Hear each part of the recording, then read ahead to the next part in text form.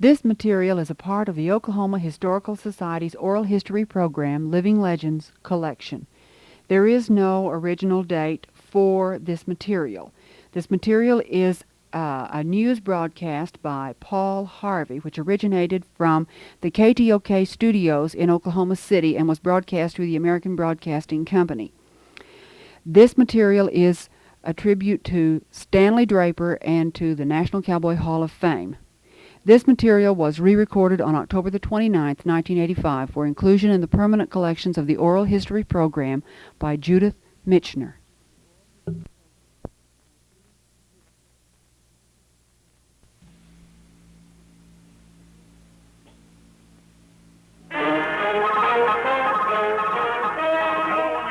This is Paul Harvey. Stand by for news. Paul Harvey News. From Oklahoma City, the American Broadcasting Company and its affiliated stations present Mr. Paul Harvey with a summary of world news and his personal comments. But before he begins, here's an announcement of interest to all of us. This year, another record-breaking Christmas.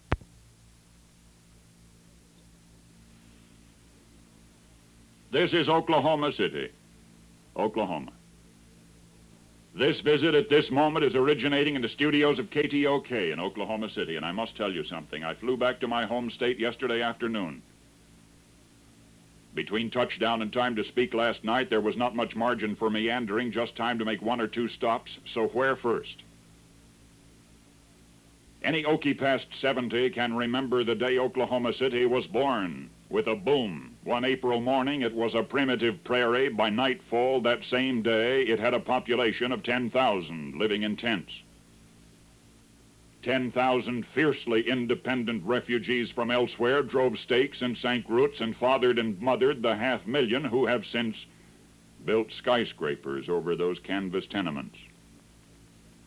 The ragged refugees who first populated the plains spawned some rugged individualists. One such is Stanley Draper,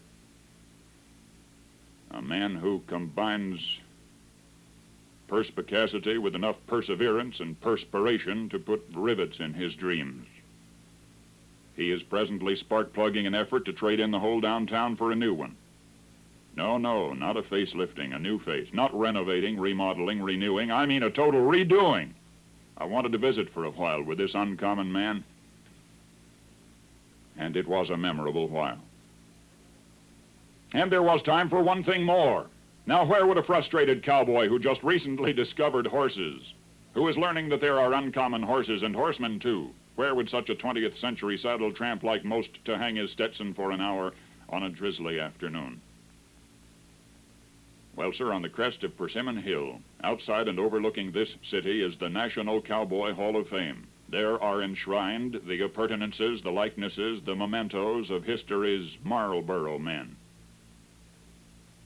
There's a vast modernistic structure, its architectural triangulation reminiscent of the tent cities of the West. Outside its huge windows, a vast lawnscape slopes down toward the city, off toward the sunset. Inside, on a room-size, lighted relief map, the original wagon trails west are dramatically outlined and explained. One wing of the building is set aside for rodeo cowboys with the saddles and spurs of the great ones. There's a room for movie cowboys. Dominating a central foyer are the incomparable artworks of Charles M. Russell on canvas and in sculpture, which will keep the Old West animatedly alive forever. There's recognition for the cavalry as well as the cowmen. And there is a space for the empty saddle of Gary Cooper and for the many trophies of Okie Jim Shoulders. The Cowboy Hall of Fame is a museum of significance. It is a distillation of all the Western movies you ever saw with the bad guys left out. From Persimmon Hill, an American looks backward with pride,